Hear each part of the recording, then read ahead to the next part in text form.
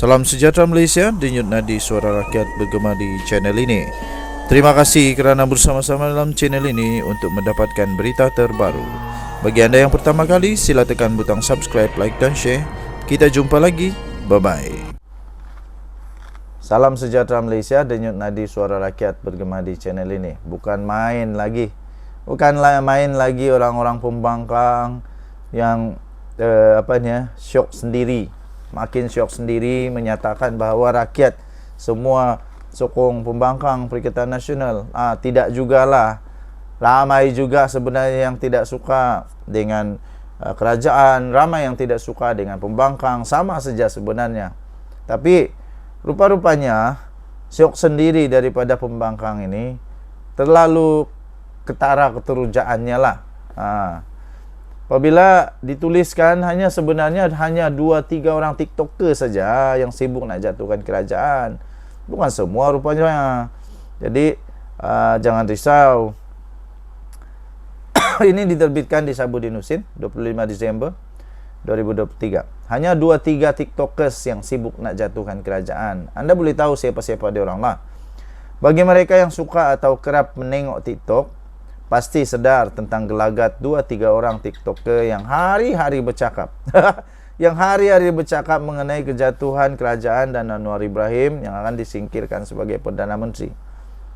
Selain itu, mereka juga keraplah membuat live untuk meyakinkan penonton bahawa Anwar pasti akan jatuh pada waktu terdekat ini. Tapi yang saya tengok bukan Anwar yang makin jatuh. Yang makin jatuh ini Perikatan Nasional. Sesekali tertengok juga apa yang mereka perkatakan. Saya selalunya tidak dapat menahan daripada ketawa untuk tempoh yang agak lama. Kesimpulan saya mudah.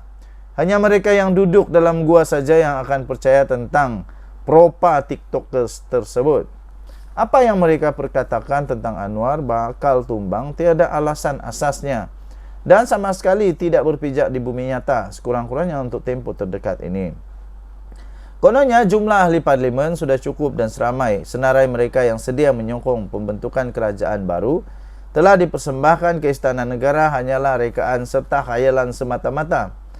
Ia tidak lebih daripada hanya sebuah rekaan dan khayalan untuk konten. Selain TikTokers tersebut juga tidak cukup arif untuk mengulas isu-isu semasa yang lain. Isu yang mereka tahu hanyalah kerajaan akan jatuh, Anwar akan tumbang, serta bercakap tentang isu pribadi yang sudah basi dan tidak lagi laku berkaitan dengan Perdana Menteri. Jadi hari-harilah mereka bercakap isu yang sama secara berulang-ulang tanpa memperdulikan sama ada orang percaya atau sebaliknya. Tun Mahathir Mohamad pun gagal menghalang Anwar daripada menjadi Perdana Menteri dengan isu tersebut. Maka di mana munasabahnya sekadar TikToker saja mampu menjatuhkan Anwar yang sudah berada di kerusi Perdana Menteri dengan isu yang sama? Kadang-kala terdetik juga dalam hati saya, tak letihkah mereka melayan khayalan sendiri setiap hari? Memandangkan kemungkinan kerajaan perpaduan ini mampu bertahan sehingga PRU 16 adalah sangat tinggi, bayangkan TikTokers tersebut bakal merapu kira-kira 4 tahun lagi lamanya. Lama-lama saya rasa kalau dia merapu lagi 4 tahun lamanya, betul-betul jadi gila ini. Boleh betul-betul masuk Tanjung Rambutan ini. Betul-betul menjadi gila. Kalau 4 tahun tiap-tiap hari meroyan, memang setiap hari lah dia meroyan. Last dia akan terus meroyan. Dan tak sembuh-sembuh lagi.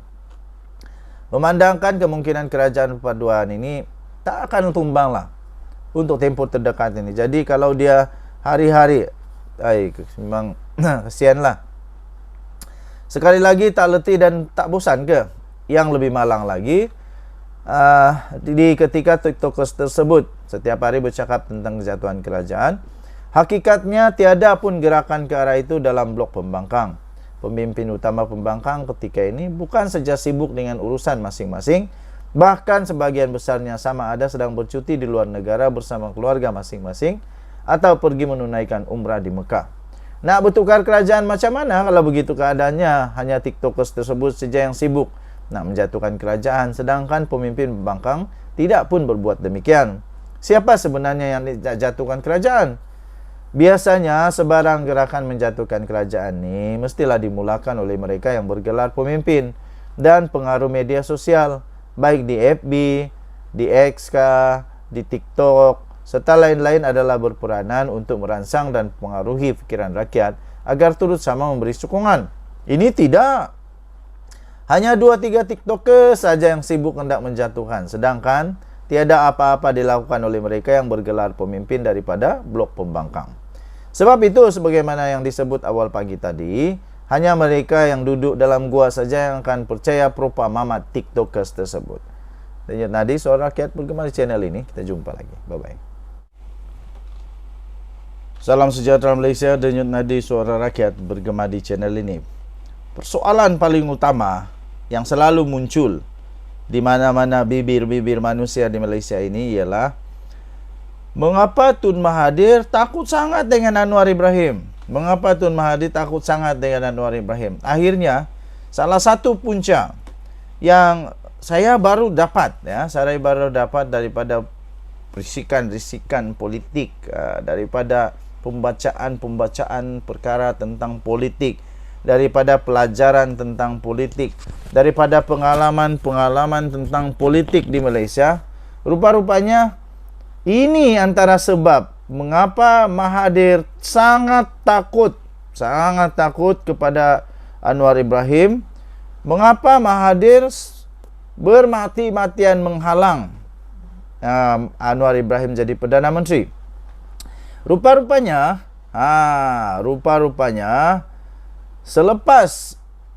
sebelum PRU 14, Tun Mahathir mau bekerja sama dengan Anwar sampai Tun Daim Zainuddin sanggup menghidupkan lesen peguamnya untuk ulang-alik menemui Anwar di penjara Sungai Buloh pada tahun 2018 itu. Ulang-alik. Sebab itu, apabila Tun Daim Zainuddin disiasat, sejumlah akaun bank terkait dengannya dibekukan oleh Malala Ilham. Sebuah bangunan setinggi 60 tingkat. 60 tingkat pencakar langit di tengah-tengah segitiga emas. Jadi tuan-tuan dan puan-puan yang dihormati sekalian, itu menjadi simbol kekayaan bagi keluarga bekas keuangan Menteri Keuangan itu yang telah disipta oleh SPRM. Pertanyaan spontan kerana kekayaan itu, adakah Mahathir pun kaya juga macam dia? Pertama. Kedua ialah, kalau Tun Daim Zainuddin disiasat kerana kekayaan itu, adakah Mahathir pun akan sampai gilirannya untuk disiasat? Jadi, sepanjang 25 tahun Datuk Seri Anwar Ibrahim mengejar kerusi Perdana Menteri untuk membuat reformasi di negara Malaysia. Beliau yang setelah pada tahun 1998 dipecat oleh UMNO, oleh Mahathir. Setelah itu beliau membuat ucapan-ucapan di dalam reformasi, usaha reformasi dan sebagainya. Datuk Seri Anwar Ibrahim, Perdana Menteri Malaysia sekarang ini, selama 25 tahun itu sentiasa basah di bibir dia bahawa beliau akan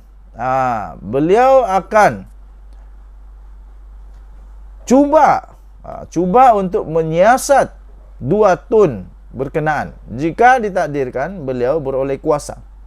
Sekarang kebetulan Tuhan telah memberikan dia kuasa, memberikan dia peluang untuk menjadi Perdana Menteri. Jadi sebab itulah Mahathir tidak pernah diam daripada cuba menghalang untuk Anwar Ibrahim menjadi Perdana Menteri. Walaupun setelah beliau meletak jawatan sebagai Perdana Menteri pada 2003 yang dahulu. Jadi tuan-tuan dan puan yang dihormati sekalian, itu sebenarnya salah satu sebab kenapa Tun Mahathir dengan sangat banyak bukti cuba untuk mengelak daripada Datuk Seri Anwar Ibrahim menjadi Perdana Menteri. Itu pada hemat saya dan pada apa yang saya baca di dalam sabudin.com.net ini.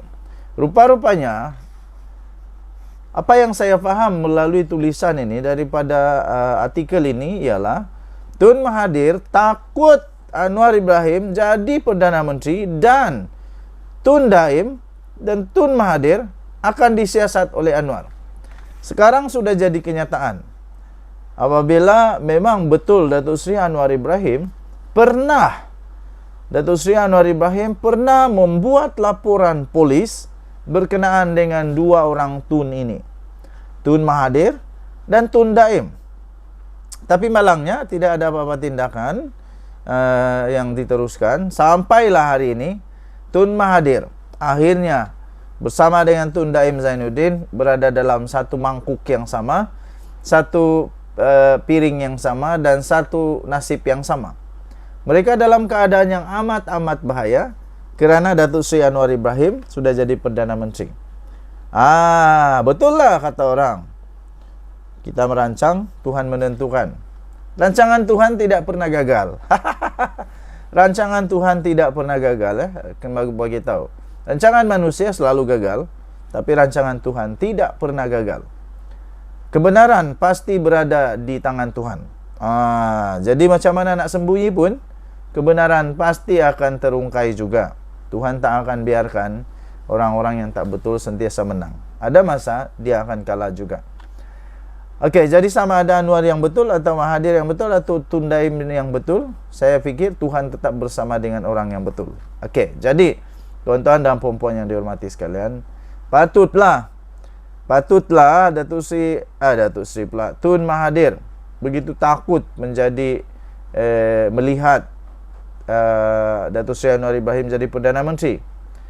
Kalaupun tidak beribu kali, barangkali beratus kali jugalah Datuk Seri Anwar Ibrahim pernah menyebut akan menyiasat dua Tun ini, Tun Mahathir dan Tun Daim, jika beliau ditakdirkan beroleh kuasa satu hari nanti. Jadi itulah sebabnya sebenarnya yang menyebabkan Tun Mahathir tidak pernah diam daripada cuba untuk menghalang kemarahan Anwar. Walaupun setelah meletakkan jawatan sebagai Perdana Menteri pada tahun 2003 yang lalu.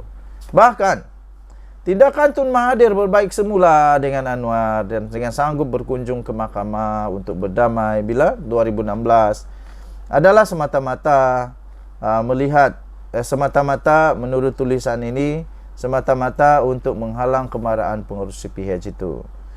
Ia terbukti apabila Tun Mahathir menjadi Perdana Menteri buat kali kedua pada 2018. Beliau didapati begitu lihat, walaupun perjanjian sudah dibuat, didapati begitu lihat dan melakukan macam-macam dalih dan hela daripada mematuhi perjanjian peralihan kuasa pada Anwar. Akhirnya dia sanggup untuk letak jawatan, daripada menyerahkan kuasa kepada Datuk Seri Anwar Ibrahim. Rupa-rupanya bila Sabudin Husin tulis tentang artikel ini, barulah saya mulai faham. Kenapa ramai yang takut, kenapa ramai yang halang, kenapa Mahathir takut sangat dengan Datuk Seri Anwar Ibrahim jadi Perdana Menteri. Rupa-rupanya begitu. Okey. Jadi sumber-sumber yang saya bacakan sebentar tadi itu daripada sabudin.com.net 27 Disember 2023, selepas Tun Daim disiasat SPRM bila lagi giliran Tun Mahathir. Kita jumpa lagi. Bye-bye.